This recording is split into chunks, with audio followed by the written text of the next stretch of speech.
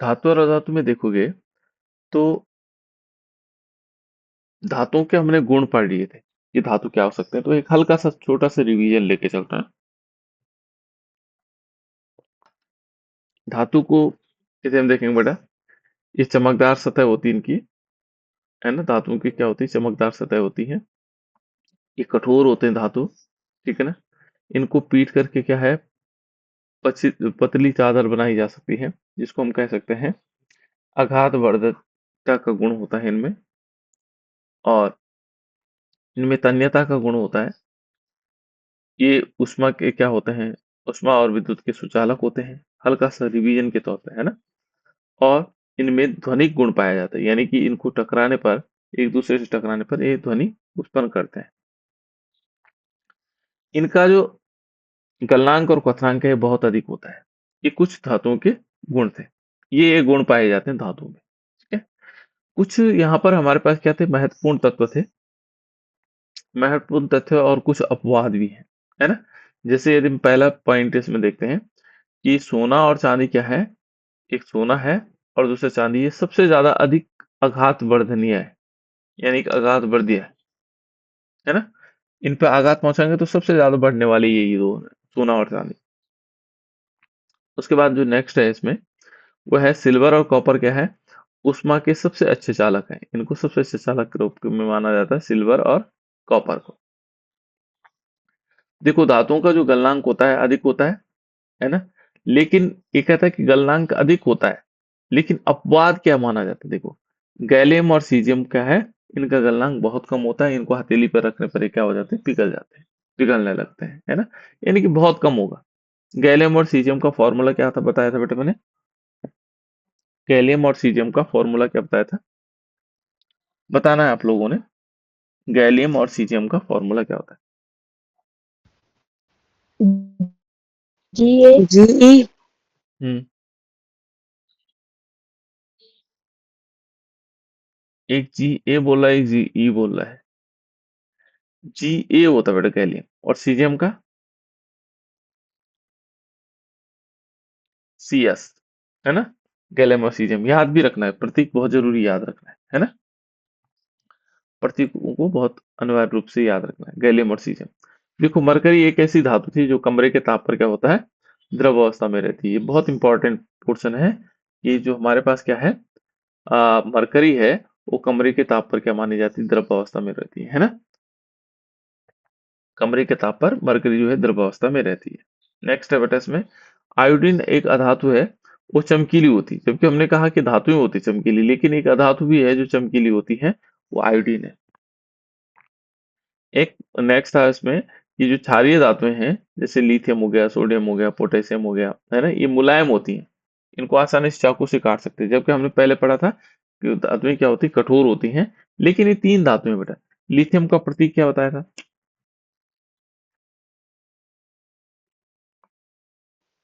LE LE L E नहीं होगा बेटा, एल आई था। लिथियम था एल आई, सोडियम का NA एन ए, NA हाँ वेरी गुड।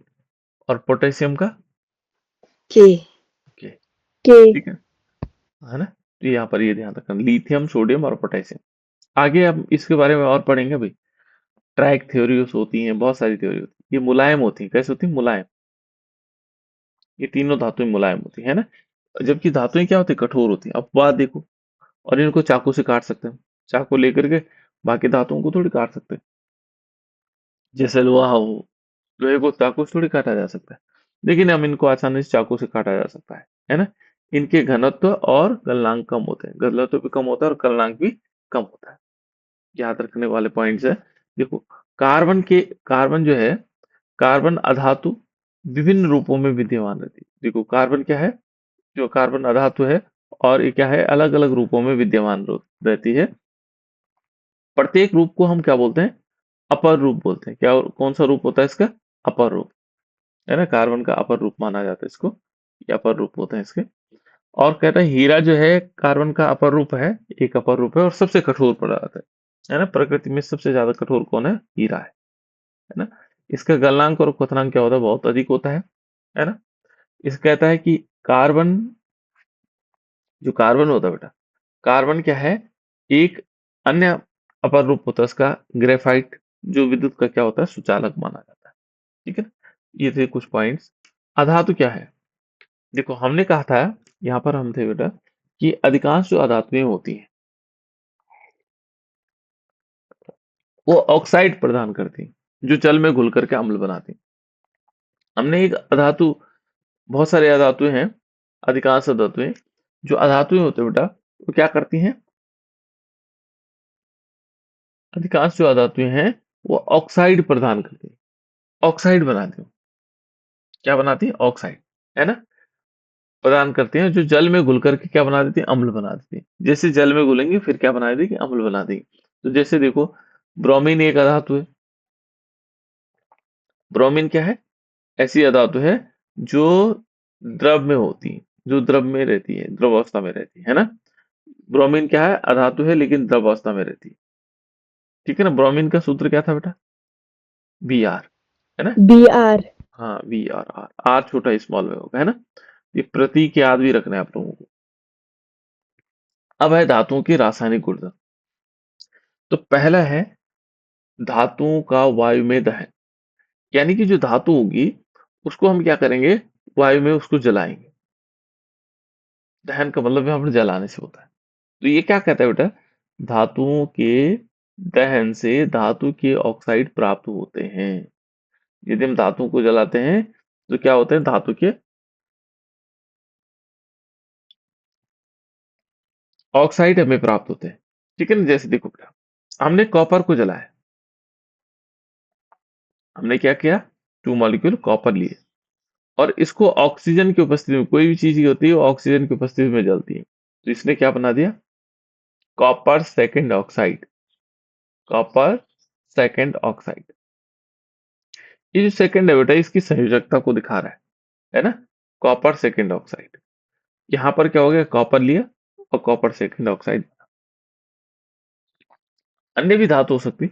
देखो जैसे हम एल्युमिनियम को जला रहे हैं, एल्युमिनियम भी जलाते हैं, तो एल्युमिनियम, एल्युमिनियम को हम क्या करेंगे? 4 3O2 के उपस्थिति में जलाएंगे। यहाँ पर ये हमारे पास क्या है?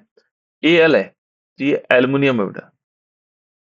एल्युमिनियम को जब हम क्या करेंगे, 3 मॉलिक्यूल हमारे पास ऑक्सीजन होंगे, तो ये क्या कर देगा? ये बना देगा एल्युमिनियम ऑक्साइड। इसका नाम क्या है? Aluminium oxide. Al2O3, ये एल्युमिनियम ऑक्साइड बनाता है। तो ये देखो पहला काम क्या है, कि जब भी हम धातुओं को जलाएंगे तो वो क्या बनाएगा? धातु ऑक्साइड बनाएगा, है ना? धातु के ऑक्साइड बनाएगा। और ये दो ऑक्साइड हमने एग्जांपल दे दिए, जैसे एक हमारे पास कॉपर सेकंड ऑक्साइड है और दूसरा एल्युमिनियम ऑक्साइड। ये दो प्रकार की धातुएं बन गई। क्लियर? याद रखना बेटा, ये पॉइंट याद रखना है कि जब हम धातुओं को जलाते हैं तो उससे हमें अब धातु के ऑक्साइड प्राप्त होते हैं। और उसके लिए रिएक्शन क्या है? कि कॉपर को जलाएंगे तो कॉपर सेकंड ऑक्साइड बनेगा, एल्युमिनियम को जलाएंगे तो एल्युमिनियम एल्युमिनियम ऑक्साइड बनेगा। ठीक है? ये बन जाएगा। तीसरा है बेटा, देखो, जो यदि हम इन एल्युमिनियम ऑक्साइड को फिर क्या करते हैं, हमारे पास ये एल्युमिनियम ऑक्साइड है, ये कहता है, देखो, धातु के ऑक्साइड क्षारकीय प्रकृति के होते हैं। कैसे प्रकृति के होते हैं? क्षारकीय प्रकृति, जो अम्ल से अभिक्रिया करके लवण बनाते हैं। ये जो ऑक्साइड हमें प्राप्त हुए, ये कैसे प्रकृति के हैं? क्षारकीय प्रकृति। क्षार क्या होता है बेटा? ये क्षारक क्या होते हैं? स्वाद में खट्टे होते और लाल लिटमस को नीला कर देते। गलत नहीं हो गया थोड़ा? क्षार स्वाद में कैसे होते हैं? कड़वे कड़वे कड़वा। हाँ, कसैले होते हैं, है ना? कसैले या कड़वा होते हैं। और जो क्या करते हैं? लाल लिटमस को नीला नीला कर। कर देते। बिल्कुल, ये तो सही बताया, है ना? थोड़ी जल्दीबाजी कर दी उसने, चलो कोई बात नहीं। यहाँ पर हमें ध्यान रखना है। और अम्ल क्या है बेटा? अम्ल होते हैं, अम्ल क्या होते हैं? स्वाद में खट्टे। हाँ, स्वाद में होते हैं खट्टे, है ना? और ये क्या करते हैं? नीले लिटमस को लाल कर देते हैं, है ना? ये इंपॉर्टेंट पॉइंट है, नीले लिटमस को लाल कर देते हैं। तो ये देखो, ये कैसे प्रकृति के होते हैं जो धातु के ऑक्साइड है, ये हमेशा जो धातु के ऑक्साइड है ये क्षारकीय प्रकृति के होते हैं। इनकी प्रकृति कैसी होती है? क्षारकीय होती है, जैसे क्षारक प्रकृति होती है ना। जो अम्ल के साथ अभिक्रिया करके क्या बना देंगे? लवण बना देंगे। यदि हमने अम्ल के साथ इनकी अभिक्रिया करवाएगी तो ये लवण बना देंगे। क्या बना देंगे? लवण बना देंगे। ठीक है ना? इस प्रकार से ध्यान रखना। अब एक बताया था मैंने, उभयधर्मी ऑक्साइड। ये बहुत बार पूछा जाता है बेटा, बोर्ड एग्जाम में बहुत बार पूछा जाता है, उभयधर्मी ऑक्साइड किसे कहते हैं? तो उभयधर्मी ऑक्साइड ऐसे होते हैं, इसकी परिभाषा को यदि हम देखें, उभयधर्मी, जैसे उभयधर्मी हमारे पास जानवर भी होते हैं उभयधर्मी। मेंढक है, वो पानी में भी रहता है, जल और थल दोनों जगह रहता है, तो उभयधर्मी कहलाता है। यहाँ पर भी देखो, रसायन विज्ञान में भी उभयधर्मी वो कहलाते हैं जो अम्ल के साथ भी करेंगे अभिक्रिया और क्षारक के साथ भी अभिक्रिया, है ना। ऐसे धातु ऑक्साइड, ये धातु के ऑक्साइड है, उभयधर्मी ऑक्साइड कह रहे। ऐसे धातु ऑक्साइड, धातु के ऑक्साइड जो अम्ल के साथ और क्षारक दोनों के साथ अभिक्रिया करके लवण और जल प्रदान करते हैं। यहाँ पर एक पॉइंट याद रखना है, धातु के ऑक्साइड जो जल के साथ भी करेंगे अभिक्रिया और क्षारक के साथ भी अभिक्रिया करेंगे और लवण और जल प्रदान करेंगे, उसको बोलेंगे हम, क्या बोलेंगे उसको? उसको बोलेंगे उभयधर्मी ऑक्साइड। बहुत इंपॉर्टेंट है उभयधर्मी ऑक्साइड। कभी कभी उदाहरण पूछ लेता उभयधर्मी ऑक्साइड। तो उभयधर्मी ऑक्साइड हमारे पास ये है एल्यूमिना, इसको हम एल्यूमिना भी बोलते हैं बेटा, और सोडियम नहीं, एल्यूमिनेट बोलते हैं, है ना, एल्यूमिना, या एल्यूमिनियम ऑक्साइड भी कहते हैं। क्या बोलते हैं इसको? Aluminium oxide. तो एल्युमिनियम ऑक्साइड, ये थोड़ा गलत हो रखा है यहाँ पे, नाम इसको यहाँ नहीं होना चाहिए था, यहाँ होना चाहिए। ठीक है, देखो जैसे हम क्या कर देंगे, एल्यूमिना के साथ या एल्युमिनियम ऑक्साइड के साथ HCl की रिएक्शन करवाएंगे। HCl का नाम क्या बेटा? हाइड्रोक्लोरिक अम्ल। हाइड्रोक्लोरिक अम्ल। वेरी गुड, है ना, हाइड्रोक्लोरिक अम्ल। हमने HCl के साथ रिएक्शन करवाए, HCl को बोलते हैं हाइड्रोक्लोरिक अम्ल। ठीक है ना। तो जैसे हम हाइड्रोक्लोरिक अम्ल के साथ रिएक्शन करवाते हैं तो क्या बनता है? देखो, 2 मॉलिक्यूल बन जाएंगे AlCl3, एल्युमिनियम ट्राइक्लोराइड, प्लस इसमें क्या होगा? 3 मॉलिक्यूल H2O होगा। देखो, ये एल्युमिनियम ट्राइक्लोराइड और साथ साथ में 3 मॉलिक्यूल क्या होंगे इसमें? H2O होंगे। ये क्या बना बेटा हमारे पास? Aluminium trichloride. क्या बनेगा? Aluminium trichloride. ठीक है ना। तो ये हमारे पास एल्यूमिना है, और एल्युमिनियम जब हम उस पर किसकी HCl की रिएक्शन करवाते हैं, HCl क्या हो गया? इसका नाम क्या बताया आप लोगों ने? क्या बताया बेटा? हाइड्रोक्लोरिक अम्ल। हाइड्रोक्लोरिक अम्ल। हाँ, ये अम्ल है, हाइड्रोक्लोरिक अम्ल। बार बार बोलना ताकि हमें याद हो जाएगा, है ना। और जब याद हो जाएगा तो फिर वो आसान हो जाएगा, हाइड्रोक्लोरिक अम्ल हो जाएगा, है ना। और ये हमारे पास एल्युमिनियम ट्राइक्लोराइड, ये एल्युमिनियम है Al। नाम देखो कितना सिंपल है इसका नाम लिखना, है ना। यहाँ पर हमने ये पढ़ना है, उनके उनको पढ़ना है कितने, देखो ये है एल्युमिनियम, Al को हम एल्युमिनियम बोलते हैं, और 3 क्लोराइड लगे। 3 क्या लगे बेटा इसमें? Chloride, trichloride, aluminium trichloride, aluminium trichloride. ठीक है ना। तो ये एल्युमिनियम ट्राइक्लोराइड हो गया। इस प्रकार से हो जाएगा। देखो बेटा, दूसरा हम क्या करते हैं, ये तो हमने किसके साथ? अम्ल के साथ अभिक्रिया कराया। क्षार के साथ अभिक्रिया करवानी। ये क्षार का नाम क्या बेटा? ये NaOH को क्या बोलते हैं हम? Sodium hydroxide. बिल्कुल, Al2O3 के हमने NaOH के साथ रिएक्शन करवानी, 2 मॉलिक्यूल NaOH। NaOH का मतलब क्या हुआ? Na का मतलब हो गया सोडियम, और OH का मतलब हो गया हाइड्रोक्साइड, सोडियम हाइड्रोक्साइड हो गया। जैसे हम इन दोनों की रिएक्शन करवाते हैं, इन दोनों को मिलाते हैं, तो ये क्या बना देता है? ये बना देता है NaAlO2। NaAlO2, इसके 2 मॉलिक्यूल बन जाते हैं। इसको बोलते हैं बेटा सोडियम एल्यूमिनेट। ये लिखा हुआ है यहाँ पर, सोडियम एल्यूमिनेट, ये है सोडियम एल्यूमिनेट। और प्लस इसमें क्या होगा? H2O निकल जाएगा। इसका नाम क्या है? Sodium aluminate. ठीक है। ये तो हमारे पास क्या हो गया? उभयधर्मी ऑक्साइड हो गया, कि ऐसे धातु ऑक्साइड जो अम्ल के साथ और क्षारक दोनों के साथ अभिक्रिया करके लवण और जल प्राप्त करते हैं। ठीक है।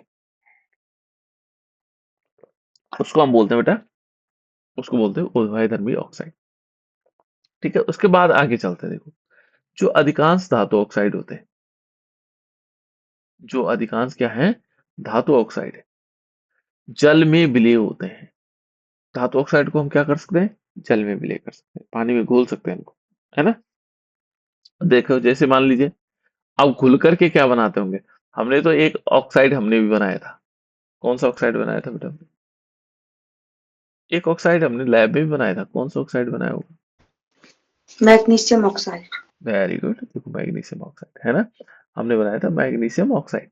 हमने मैग्नीशियम रिबन लिया, मैग्नीशियम रिबन जानते हैं आप लोग, है ना, उसको लिया, हमने इस पे आग लगाई, और मैंने ये भी कहा था कि इसको हम डायरेक्ट आंखों से नहीं देखेंगे, बिल्कुल जैसे बहुत तेजी से जलता है ना, जैसे वेल्डिंग जलती है ना, वेल्डिंग वाला काम करता है तो वहां पे जलता है, तो उस आंखों में बहुत तेजी से लगता है, तो हमें आंखों को डायरेक्ट नहीं देखना था इसको, है ना, और बच्चों ने देखा भी नहीं।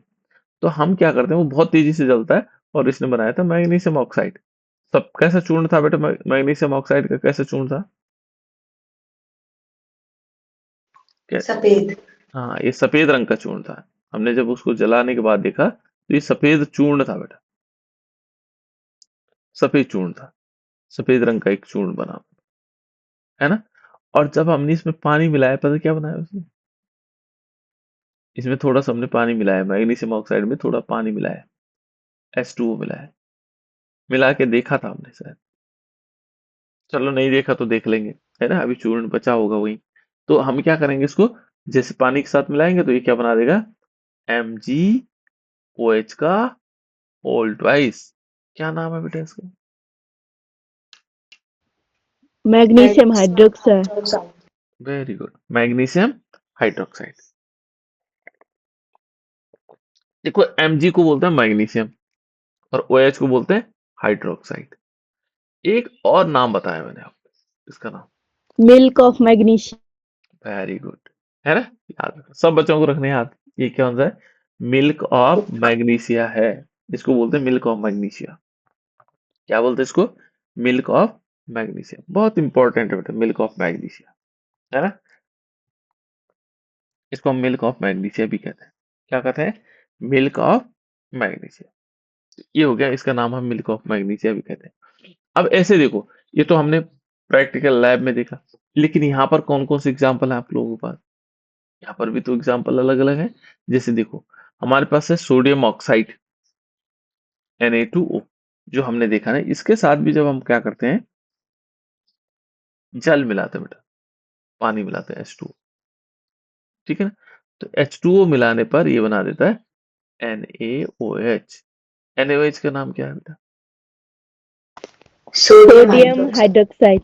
वेरी गुड, सबको बच्चों को बोलते रहना है, कोई दिक्कत नहीं, इसको बोलेंगे सोडियम, Na सोडियम हो गया, और OH को बोलते हैं हम हाइड्रोक्साइड, है ना, तो सोडियम हाइड्रोक्साइड। दूसरा हम लेते हैं पोटेशियम ऑक्साइड, पोटेशियम ऑक्साइड है K2O। इस पर हम जल की अभिक्रिया करवाएंगे, क्या बनेगा, अब बनेगा क्या, पहले आप बनेगा तो बताओगे। 2 मॉलिक्यूल बनेंगे KOH, इसको क्या बोलेंगे, इसका पोटेशियम हाइड्रोक्साइड। बिल्कुल, वेरी गुड। यहाँ पर ये पोटेशियम है, के क्या है, पोटेशियम है, और OH को हम क्या बोलते हैं, हाइड्रोक्साइड, तो पोटेशियम हाइड्रोक्साइड हो जाएगा, है ना। छोटी छोटी चीजों को याद रखना। ये देखो, एक लाइन और लिखता है बेटा नीचे, कि पोटेशियम हो गया तथा सोडियम जैसी धातुएं इतनी तेज अभिक्रिया करती हैं, इन्हें खुले में रखने पर आग पकड़ लेती है। यदि हम इन्हें खुले में रखेंगे तो क्या होगा, आग पकड़ लेगी, है ना। इसलिए इनको कहाँ रखा जाता है, इसलिए इन्हें सुरक्षित रखने के लिए, आकस्मिक आग को रोकने के लिए केरोसिन ऑयल में डुबो कर रखा जाता है, क्योंकि केरोसिन ऑयल्स में अभिक्रिया नहीं करती।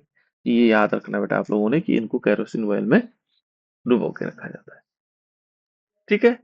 और पूछा भी जाता है, बहुत तेज अभिक्रियाशील है सोडियम, इसको कहाँ रखा जाता है, तो इसको केरोसिन ऑयल में, या मिट्टी का तेल हम जिसको कहते हैं।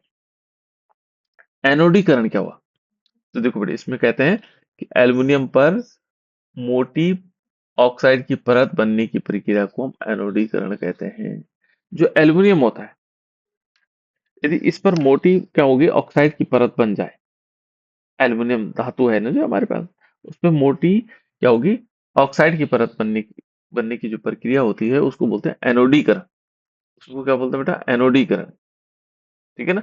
तो एल्युमिनियम पर हम क्या करेंगे, मान लीजिए एल्युमिनियम की तार है और इस पे जमा हो जाए कौन सा ऑक्साइड जमा हो जाए ऐसे, ये एल्युमिनियम है और इस पर ऑक्साइड जमा हो जाए, मान लीजिए यहाँ पर बहुत सारा ऑक्साइड जमा हो जाए ऐसे, है ना? तो इसको बोलते हैं हम, इसको क्या कहा जाता है?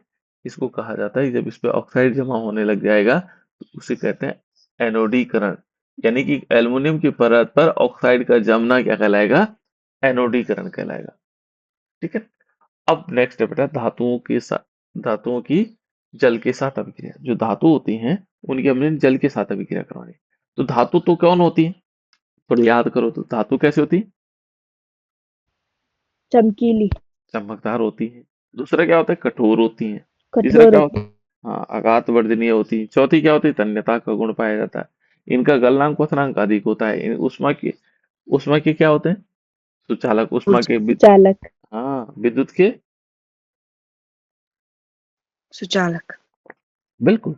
हमें ऐसे याद रखना है ना? जैसे धातु शब्द आता है तो ये सारी चीजें हमें याद आनी चाहिए। अब उन धातुओं की हमें क्या करनी? जल के साथ अभिक्रिया करवानी, है ना? वो धातुओं की जल के साथ। तो पहला देखो बेटा, हमारे पास जो प्रथम ग्रुप के तत्व होते हैं ना बेटा, प्रथम ग्रुप के तत्व, वो सारे धातु होते हैं। अब हम जब पीरियोडिक टेबल पढ़ेंगे तो प्रथम ग्रुप के तत्व धातु कौन से हुए? तो जैसे माने यहाँ पर देखोगे हाइड्रोजन हो गया, लिथियम हो गया, सोडियम हो गया, पोटेशियम हो गया, रूबियम हो गया, है ना? सीजियम हो गया, ट्रांसियम हो गया। देखो सीजियम भी आ गया यहाँ पर। ये सब प्रथम वर्ग के धातु हैं, ये धातु है ना? अभी और बताएंगे धातु कौन से हो सकते हैं, है ना? तो देखो यहाँ पर है धातुओं की जल से अभिक्रिया। जल तो आप जानते हैं पानी, है ना? तो देखो हमने पोटेशियम लिया। पोटेशियम पर हमने क्या किया? H2O की रिएक्शन करवाई और क्या बना दी इसने? KOH बना दिया। KOH का नाम क्या था? Potassium potassium hydroxide, hydroxide.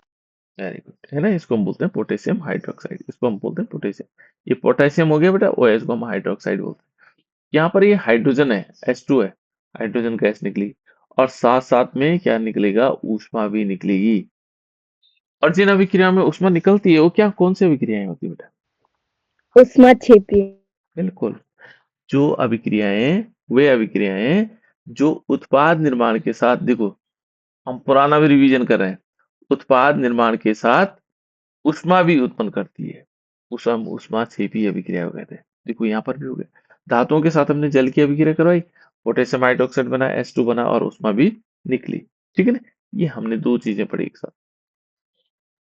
देखो बेटा सोडियम के साथ भी करवानी, सोडियम के साथ हम जल की अभिक्रिया करवाएंगे तो हमारे पास बनेगा सोडियम हाइड्रोक्साइड। क्या बनेगा? Sodium hydroxide. क्या बनेगा?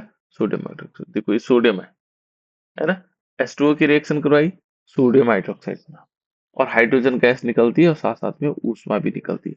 तो हम एक दिन कोशिश करेंगे प्रैक्टिकल लैब में कि हम क्या करेंगे, सोडियम का छोटा सा टुकड़ा लेंगे, क्योंकि विस्फोटक होता है बेटा, इसलिए इसका हम प्रयोग ज्यादा कम कम करते हैं। सोडियम का एक छोटा सा टुकड़ा लेंगे और उसको पानी में डाल देंगे, क्योंकि H2O का मतलब पानी, है ना? एक छोटा सा टुकड़ा सोडियम का लेंगे और इस पानी में डाल देंगे तो ये जलेगा, आग भी लग सकती है इसमें, है ना? आग भी जलती है, पानी में आग लगा दें। लेकिन इसके साथ साथ इसमें हाइड्रोजन गैस निकलती, क्या निकलती? Hydrogen gas, H2 gas, H2 निकलती और साथ साथ में ऊष्मा भी निकलेगी।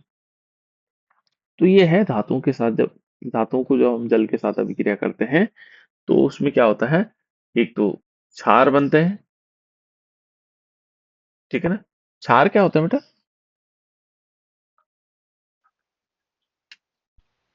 क्षार क्या? कड़वे होते हैं, हाँ, जल में घुलनशील भी होते हैं। ठीक है। देखो बेटा उसके बाद हम दूसरा लेते हैं, एक और है, कैल्शियम है हमारे पास, कैल्शियम बोलते हैं और इस पर हम H2O की रिएक्शन करवाते हैं और जैसे H2O की रिएक्शन करवाते हैं बेटा तो क्या बनाते थे? CaOH का होल ट्वाइस, है ना? और प्लस H2, इसका नाम क्या था? कैल्शियम कैल्शियम है हाइड्रोक्साइड। हाइड्रोक्साइड, और दूसरा नाम बुझा हुआ चूना। बुझा हुआ चूना। बिल्कुल बुझा हुआ चूने का सूत्र है ना, कैल्शियम हाइड्रोक्साइड या बुझा हुआ चूना। ठीक है ना, हम इस दोनों नाम से जान सकते हैं, है ना, बुझा हुआ चूना भी। तो इसको हम कह सकते हैं बुझा हुआ चूना, है ना। लाइम वाटर भी कहते हैं बेटा इसको, चूने का पानी भी है ना, पानी के रूप में भी। अब देखो, धातु की भाप के साथ अभिक्रिया, बहुत इंपॉर्टेंट है। हमने धातु लेनी है और भाप के साथ अभिक्रिया। भाप का सूत्र क्या होता है बेटा? भाप, जो भाप होगा उसका सूत्र क्या होगा? किसी को याद है भाप का सूत्र? भाप कौन बनता है? पानी। पानी बनता है। तो पानी का क्या सूत्र होता है? H2O। बिल्कुल, बहुत बढ़िया। देखो, इसका सूत्र भी H2O होगा, लेकिन जब H2O पानी के रूप में रहेगा तो L आएगा उसमें। जब वो भाप के रूप में रहेगा H2O, और यहाँ गैस हो जाएगा। ठीक है ना, जब वो सॉलिड के रूप में रहेगा, ठोस अवस्था में रहता है, पानी तो ठोस भी बनता है। बर्फ के रूप में रहेगा H2O, तब ये होगा S। ये तीनों रूप में रहता है, लिक्विड भी रहता है, ठीक है ना, गैस भी रहता है और सॉलिड भी रहता है, तीनों रूपों में रहता है ना।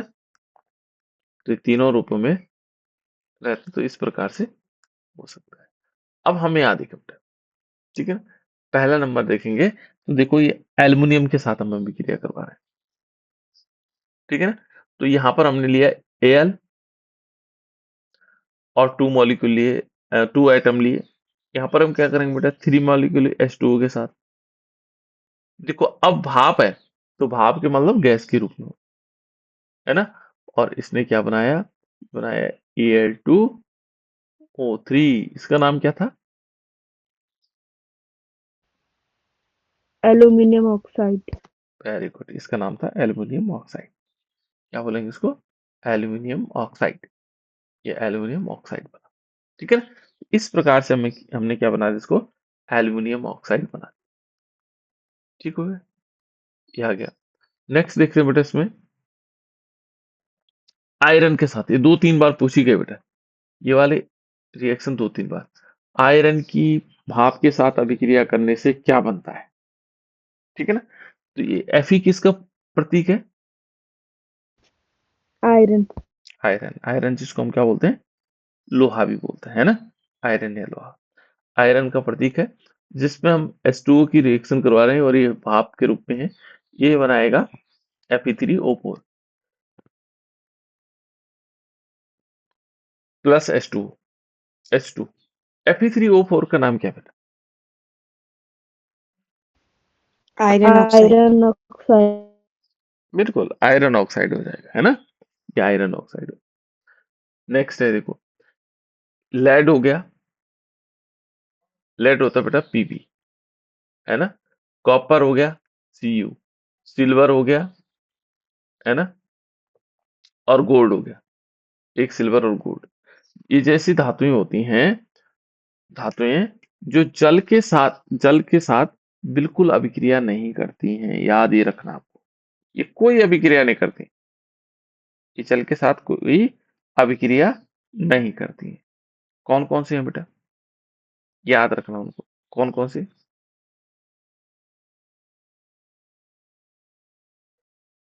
बताओ।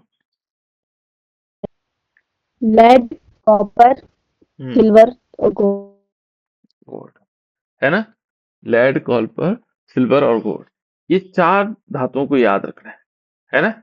ये सिल्वर को हम चांदी भी कहते हैं बेटा, है ना। सिल्वर को हम क्या कहते हैं? चांदी भी कहा जाता है इसको, ठीक है। ये ध्यान रखना, ये सिल्वर मानी चांदी, है ना। यहाँ पे कंफ्यूजन होता है अक्सर, सिल्वर मानी चांदी हो गया, है ना। तो हमारे पास हो गया, एक तो हो गया Pb, जिसको हम लेड बोलते हैं। दूसरा Cu, कॉपर हो गया। Ag हो गया, और लास्ट में गोल्ड हो गया, Au। ये चारों याद रखना है। इनके प्रतीक भी ये क्या है? जल के साथ बिल्कुल भी अभिक्रिया नहीं करती है, ठीक है ना। 4 धातुएं हैं जो जल के साथ अभिक्रिया नहीं करती। कभी कभी पूछा जा सकता है कि कौन सी 4 धातुएं हैं जो जल के साथ अभिक्रिया नहीं करती। नेक्स्ट है बेटा, धातुओं की अम्ल से अभिक्रिया। जो धातुएं होती हैं उनके अम्ल से हम अभिक्रिया कर सकते हैं। तो पहली रिएक्शन है, देखो धातु पर हम जिंक, देखो जिंक लिया, ये तो हमने करवाई रिएक्शन, है ना, जेड है, और प्लस इस पर क्या करवाया बेटा, HCl की रिएक्शन करवाई। HCl का नाम क्या था? हाइड्रोक्लोरिक अम्ल। हाइड्रोक्लोरिक अम्ल। सभी बच्चों को बताना ताकि उनको भी याद होते रहेंगे, है ना। बहुत सारे बच्चे चुपचाप हैं तो उनको भी बोलना है बार बार, तो उससे क्या होता है बेटा, याद रहता है ना। यहाँ पर हम क्या लेंगे, Zn। Zn किसका प्रतीक है? जिंक का। हाँ, और जिंक का। हाँ, यहाँ पर हम 2HCl की रिएक्शन करवाएंगे और ये मालूम क्या बना देंगे, ये बना देगा ZnCl2। ZnCl2 का नाम क्या होगा? Zinc chloride. Zinc chloride. बिल्कुल बैड। और प्लस इसमें हाइड्रोजन गैस निकली। देखो धीरे धीरे जब प्रैक्टिस करेंगे तो हमें बहुत सारी चीजें ऐसी याद हो जाएंगी, है ना, सारे फॉर्मूले याद हो जाएंगे। अभी तो कई बार रिपीट होना बेटा, इसमें 4 5 5 यूनिट लगभग हमारे पास है। आप लोग एक बार वो जो आप लोग का इंडेक्स है उसको मुझे भेज दोगे, क्या क्या चीजें आपके सिलेबस में है ना, मैं बार बार भूल जाता हूँ उसको। देखो उसके बाद है मैग्नीशियम। यहाँ पर यदि मैग्नीशियम देखेंगे, Mg, तो इसकी भी हम हाइड्रोक्लोराइड के साथ रिएक्शन करवाएंगे। जैसे मैग्नीशियम है, इस पर हमने टू मॉलिक्यूल हमने HCl की रिएक्शन करवाई, तो ये क्या बना देगा, MgCl2। MgCl2 का नाम क्या था बेटा? Manganese chloride. हाँ, मैग्नीशियम क्लोराइड, है ना, मैग्नीशियम क्लोराइड। इसी प्रकार से देखो एल्युमिनियम के साथ रिएक्शन करवाई, एल्युमिनियम होता है Al, इसमें 2 मॉलिक्यूल Al लिया, 6 मॉलिक्यूल HCl लिया, है ना, और क्या बना दिया इसने, Al AlCl3। AlCl3 का नाम क्या है बेटा? Aluminium chloride. बिल्कुल, इसको हम बोलेंगे एल्युमिनियम ट्राइक्लोराइड भी बोल सकते हैं इसमें, है ना, एल्युमिनियम ट्राइक्लोराइड या एल्युमिनियम क्लोराइड भी कह सकते हैं ना। तो एल्युमिनियम ट्राइक्लोराइड बोलना ज्यादा अच्छा रहेगा इसके लिए। देखो यहाँ पर देखो कुछ चीजें दी हुई है, धातुएं नाइट्रिक अम्ल के साथ अभिक्रिया करके हाइड्रोजन गैस उत्सर्जित नहीं करती। देखो हाइड्रोक्लोरिक अम्ल के साथ अभिक्रिया कर रही है, हाइड्रोजन गैस निकल रही है। क्या है ऊपर देखो बड़ा इंपॉर्टेंट है, जो जितनी धातुएं हैं ये हमने, इनके साथ हमने हाइड्रोक्लोरिक अम्ल के साथ अभिक्रिया करवाई, सबने हाइड्रोजन दिया। लेकिन ये कह रहा है देखो, धातुएं नाइट्रिक अम्ल के साथ अभिक्रिया करके हाइड्रोजन गैस उत्सर्जित नहीं करती है। ये कह रहा है ये नहीं करती नाइट्रिक अम्ल, तो नाइट्रिक अम्ल का सूत्र क्या है बेटा, किसी को मालूम नाइट्रिक अम्ल का सूत्र? HN3। हाँ, HNO3, HNO3, ये है नाइट्रिक अम्ल, याद रख। कौन सा है? HNO3। HNO3 जब हम अम्ल पढ़ रहे थे ना, तो अम्ल मैंने कहा था एक तो HCl होता है, एक H2SO4 होता है। H2SO4 का नाम क्या था? सल्फ्यूरिक अम्ल। Very good. और HNO3, HNO3 का नाम क्या है बेटा? नाइट्रिक अम्ल। बिल्कुल, नाइट्रिक अम्ल। वेरी गुड, नाइट्रिक अम्ल, है ना। और एक मैंने और अम्ल बताया था, CH3COOH, ये क्या था?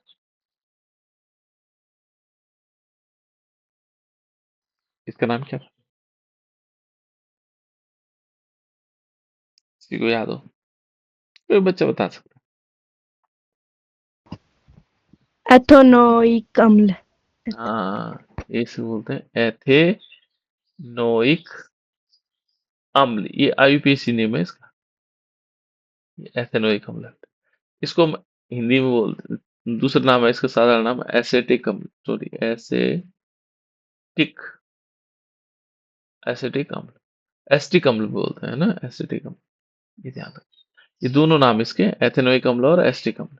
तो हमने 4 अम्ल पढ़ लिए, हाइड्रोक्लोरिक अम्ल, सल्फ्यूरिक अम्ल, नाइट्रिक अम्ल और एसिटिक अम्ल, है ना। ये दुर्बल है, ये तीनों प्रबल है। अभी क्या देखो, इसमें एक इंपॉर्टेंट बात कर रहा है कि जो हाइड्रोक्लोरिक अम्ल है, यदि हम हाइड्रोक्लोरिक अम्ल के साथ धातुओं की अभिक्रिया करवाते हैं तो हाइड्रोजन निकलती है, हाइड्रोजन गैस निकलती है। लेकिन ये कह रहा है कि जो धातुओं के साथ जब हम नाइट्रिक अम्ल की अभिक्रिया करवाते हैं तो हाइड्रोजन गैस उत्सर्जित नहीं होती है, हाइड्रोजन गैस नहीं निकलती। अब क्यों नहीं निकलती, उसका कारण बोल रहा है, क्योंकि नाइट्रिक अम्ल क्या है, प्रबल ऑक्सीकारक होता है। ये क्या होगा बेटा, नाइट्रिक अम्ल क्या है, प्रबल ऑक्सीकारक, जो क्या करेगा, जो उत्पन्न हाइड्रोजन, जो क्या करेगा, जो उत्पन्न हाइड्रोजन को ऑक्सीकृत करके जल में परिवर्तित कर देता है। इस जो यहाँ पर उत्पन्न हाइड्रोजन है ना, इसको ऑक्सीकृत करके क्या बना देता है, जल बना देता है, H2O बना देता है। और स्वयं क्या होगा, कह रहा है कि एवं स्वयं नाइट्रोजन के किसी ऑक्साइड में अपचयित हो जाता है, और स्वयं बना देता है, यह तो बना देगा N2O, nitrous oxide, nitric oxide या नाइट्रोजन डाइऑक्साइड, इनको बना लेगा। इतनी मजेदार कहानी कि जब हम क्या करेंगे, HCl के साथ रिएक्शन की तो हाइड्रोजन गैस निकली, लेकिन जब हम नाइट्रिक अम्ल के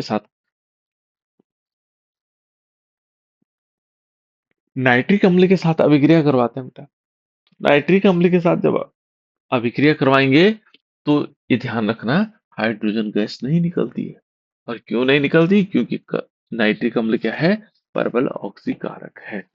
कैसे, प्रबल ऑक्सीकारक, ये याद रखना बेटा, इससे क्वेश्चन बन सकता है ना, इससे क्वेश्चन बन सकता है, क्योंकि क्या है, ये प्रबल ऑक्सीकारक होता है, और जो H2 उत्पन्न होती है उसको जल में परिवर्तित कर देता है, और स्वयं को, ये तो nitrous nitrous oxide, nitric oxide या नाइट्रोजन डाइऑक्साइड में परिवर्तित कर देता है।